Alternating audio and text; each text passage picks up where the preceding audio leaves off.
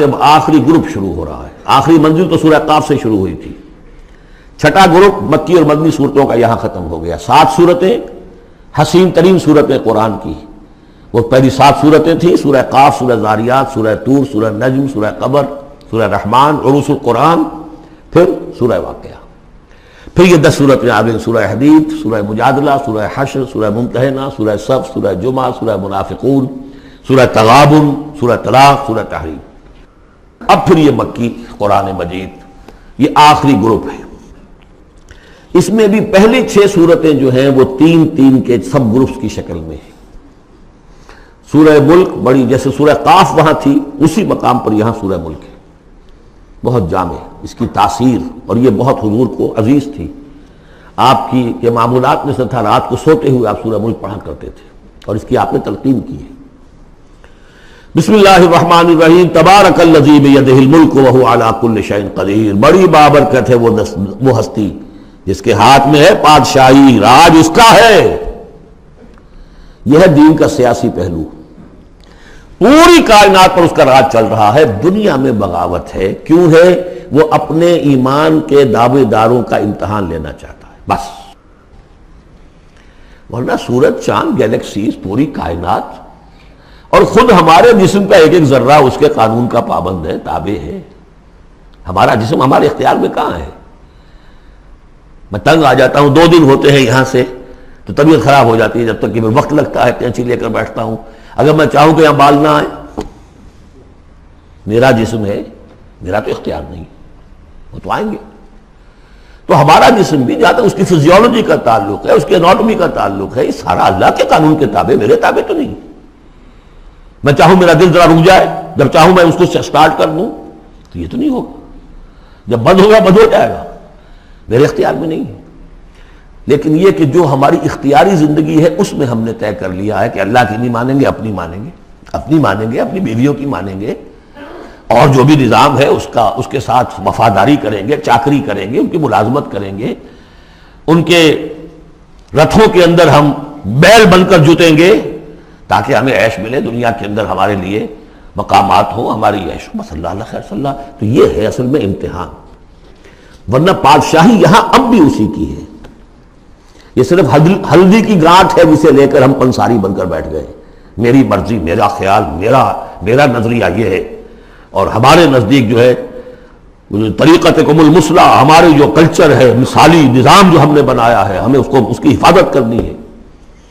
تبارک الذی بیدہ الملک وہو علی کل شیء قدیر. وہ ہر چیز پر قادر ہے. الذی خلق الموت والحیات لیبلوکم ایکم احسن عملا. اب دیکھیے ہم نے حیات انسانی کا جو اب تک سمجھا ہے، جس کو کہ عمر نے، جو کہ بہت بڑا شاعر ہے، اس نے اپنی بیوی سے خطاب کر کے کہا ہے حیات ثم موت ثم بعث حدیث و خرافات یوم عمری. یہ کیا ہے؟ زندگی پھر موت پھر زندگی، یہ کیا سب حدیث و خرافات معاذ اللہ. ہم نے بھی دیکھا پہلے کنتم امواتا فاحیاکم ثم یمیتکم ثم یحییکم ثم الیہ ترجعون. یہ وقفے کیوں ڈالے گئے؟ یہ موت کا وقفہ کیوں ڈال کر زندگی کا ایک حصہ نکال دیا علیحدہ؟ 30 40 50 60 سال یہ دنیا کی زندگی، پھر موت کا وقفہ. موت ایک زندگی کا وقفہ ہے، یعنی آگے بڑھیں گے دم لے کر. کیوں؟ اس کی حکمت بتائی جو ہم پڑھائیں سورہ واقعہ میں. قدرنا بینکم الموت، تمہاری ہی زندگی کا تسلسل ہے جس میں ہم نے ایک وقفہ موت کا ڈال دیا ہے. حیات لیبلوکم ایکم احسن عملا. یہ جو چنک علیحدہ کیا ہے یہ اس لیے کہ تمہاری آزمائش ہو، امتحان ہو، تمہیں جانچا جائے. وہ 3 گھنٹے کا امتحان ہوتا تھا جو دیتے تھے تم کبھی اسکولوں میں، اب یہ 30 برس کا سمجھ. اور واقعی 30 برس ہی ہوتے ہیں آدمی کے پاس. پہلی زندگی کے 20-25 برس ویسے گزر گئے، شعور ہی ابھی نہیں ہے. اور پھر ایک خاص عمر کے بعد جو ہے اعضاء ڈھیلے پڑ گئے، اور پھر یہ کہ لا یعلم من بعد علم شیئا. 30 نہیں ہوں گے، 40 مل جائیں گے آدمی کو. کام تو یہی ہوتا اس کی زندگی کا. لیکن اس لیے ہے لیبلوکم ایکم احسن عملا، تاکہ تمہیں جانچے پرکھے دیکھے تم میں سے کون ہے اچھے عمل کرنے والا. اب دیکھیے علامہ اقبال کی جو نظم ہے زندگی کے موضوع پر، واقعہ یہ ہے کہ بہت چوٹی کی چیز ہے، بہت عمدہ چیز. تو اسے پیمانہ امروز فردا سے نہ ناپ، جاویداں پہم دواں ہر دم جواں ہے زندگی. قلزم ہستی سے تو ابھرا ہے مانند حباب. جیسے سمندر میں ایک بلبلا سا ہوتا ہے. کتنی زندگی ہوتی ہے بلبلے کی. قلزم ہستی سے تو ابھرا ہے مانند حباب. اس زیاں خانے میں تیرا امتحان ہے زندگی. خلق الموت والحیات لیبلوکم ایکم احسن عملا. ہے کبھی جان اور کبھی تسلیم جان ہے زندگی. کبھی زندگی جان سے مترادف ہے، عبارت ہے. کبھی جان دینا اصل زندگی ہے. وَلَا تَقُولُوا لِمَنْ يُقْتَلُ فِي سَبِيلِ اللَّهِ أَمْوَاتٌ بَلْ أَحْيَاءٌ وَلَكِنْ لَا تَشْعُرُونَ. ہے کبھی جان اور کبھی تسلیم جان ہے زندگی. اصل زندگی جو ہے وہ جان دے دینے سے حاصل ہوتی. الذی خلق سبع سماوات طباقا. وہ اللہ کی جس نے بنائے 7 آسمان ایک دوسرے کے اوپر. آیات متشابہات میں سے ہے. ما تری فی خلق الرحمن من تفاوت. تم نہیں دیکھ پاؤ گے اللہ کی تخلیق میں کہیں کوئی فرق. اتنا محکم نظام ہے، اتنا محکم نظام. کیا کسی سائنسدان نے آج تک یہ بھی کہا کہ تخلیق میں یہاں نقص ہے؟ کسی نے کہا؟ زوالوجی کی فیلڈ میں یا باٹنی کی فیلڈ میں یا کسی اور فیلڈ میں، جیولوجی کی فیلڈ میں، ایسٹرونومی کی، کسی نے کہا ہے؟ ما تری فی خلق الرحمن من تفاوت فارجع البصر هل تری من فطور. پھر ذرا دوبارہ لوٹا لو اپنی نگاہ، دیکھ لو، ہر میدان میں دیکھ لو، کہیں تمہیں کوئی رخنا نظر آتا ہے؟ اگر یہ تخلیق کامل ہے تو کامل حقیقت میں کون ہے؟ اس کا خالق، اس کا باری، اس کا مصور. بس یہ نظر نہیں آتا. سائنسدان سب کچھ دیکھ رہے ہیں. ڈھونڈنے والا ستاروں کی گزرگاہوں کا اپنے افکار کی دنیا میں سفر کر نہ سکا. بڑے بڑے صاحب بصیرت و بڑے بڑے عقل مند اپنی ناک پتلے کے پتھر سے ٹھوکر کھاتے ہیں. دیکھ رہے ہیں ٹیلیسکوپ سے ٹھوکر کھا رہے ہیں وہاں جو سامنے پتھر پڑا ہوا ہے اس سے. یہ ہو رہا ہے آج ہمارے ساتھ. سپر جیل کا مسئلہ کر رہے ہیں. پھر لوٹاؤ ذرا اپنی نگاہ کو 2 مرتبہ اور. ينقلب الیک البصر خاسئا وهو حسیر. تمہاری نگاہ تھک ہار کر لوٹ آئے گی. تمہیں ہماری تخلیق میں کہیں کوئی رخنا، کوئی دراڑ نظر نہیں آئے گی. وَلَقَدْ زَيَّنَّا السَّمَاءَ الدُّنْيَا بِمَصَابِيحَ وَجَعَلْنَاهَا رُجُومًا لِلشَّيَاطِينَ وَأَعْتَدْنَا لَهُمْ عَذَابَ السَّعِيرِ.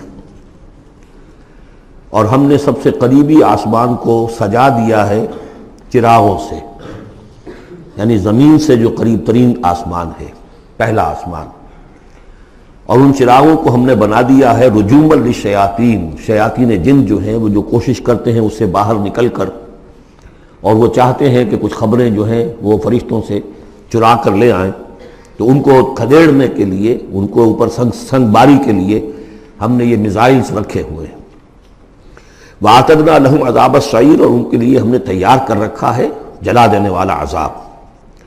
وَلِلَّذِينَ كَفَرُوا بِرَبِّهِمْ. اور جو لوگ اللہ کا، اپنے رب کا کفر کریں، چاہے وہ انسان ہو چاہے جنات ہوں، ان کے لیے ہے عذاب جہنم، جہنم کا عذاب. وَبِئْسَ الْمَصِيرُ. اور وہ بہت ہی برا ٹھکانہ ہے. اذا القوا فیہا سمعوا لہا شہیقا وہی تفور. جب وہ اس میں جھونکے جائیں گے تو سنیں گے کہ وہ دھاڑ رہی ہوگی، اچھل کود رہی ہوگی، اس کا جوش و خروش ہوگا. جو سورہ قاف میں ہم نے پڑھا تھا کہ ہم اس سے پوچھیں گے حل امتلأت وتقول حل من مزید. وہ اور چاہے گی. جیسے کوئی بھوکا بھیڑیا ہو یا بھوکا شیر ہو اور اس کے آگے کوئی شکار ڈالا جائے تو جس طریقے سے وہ اس پر غرا کر آئے گا. تکاد تمیز من الغیظ. قریب ہوگا کہ وہ اپنے غصے سے پھٹ جائے. کلما القی فیہا فوج. جب کبھی بھی اس میں ایک فوج ڈالی جائے گی، یعنی یہ کہ ایک قوم کے بعد دوسری، دوسری کے بعد تیسری، وہ تو ہو رہا ہے. وہم یوزعون. ان کے درجہ بندی کی جائے گی، قوموں کا علیحدہ علیحدہ حساب ہوگا. سألہم خزنتہا. تو جو جہنم کے داروغہ ہیں وہ ان سے کہیں گے الم یاتکم نذیر. کیا آپ کے پاس کوئی خبردار کرنے والے نہیں آیا؟ قالوا بلا. وہ کہیں گے آیا تھا. کیوں نہیں؟ قد جاءنا نذیر. ہمارے پاس خبردار کرنے والا آیا. فکذبنا. ہم نے انہیں جھٹلا دیا تھا. وقلنا ما نزل اللہ من شیء. اور ہم نے کہا کوئی شے نہیں اتاری اللہ نے. یہ تم خام خواہ کہہ رہے ہو کہ تم پر کوئی قرآن اترا ہے یا تورات اتری ہے. ان انتم الا فی ضلال کبیر. ہم نے اس سے بھی بڑھ کر کہا کہ تم تو خود کسی گمراہی میں ہو، کھلی گمراہی میں مبتلا ہو گئے ہو. تمہیں کوئی آسیب آ گیا ہے یا کچھ اور ہو گیا ہے. وقالوا لو كنا نسمع او نعقل. اور انہوں نے کہا یا وہ کہیں گے کہ اگر ہم سنتے اور سوچتے، غور کرتے، عقل سے کام لیتے، ما کنا فی اصحاب السعیر، تو ہم نہ ہوتے اس جہنم والوں میں سے۔ فاعترفوا بذنبہم، پس انہوں نے اپنے اصل گناہ کا اعتراف کر لیا۔ یہ بہت اہم مقام ہے۔ اصل گناہ کیا تھا کہ ہم نے ان کی بات سنی نہیں، سنی تو انسنی کر دی، اس پر غور نہیں کیا۔ اس لیے کہ ہم یہ آج پڑھ چکے ہیں، ان السمع والبصر والفؤاد کل اولئک کان عنہ مسئولا۔ اللہ نے تمہیں یہ فیکلٹیز دی ہیں تو اس لیے کہ استعمال کرو۔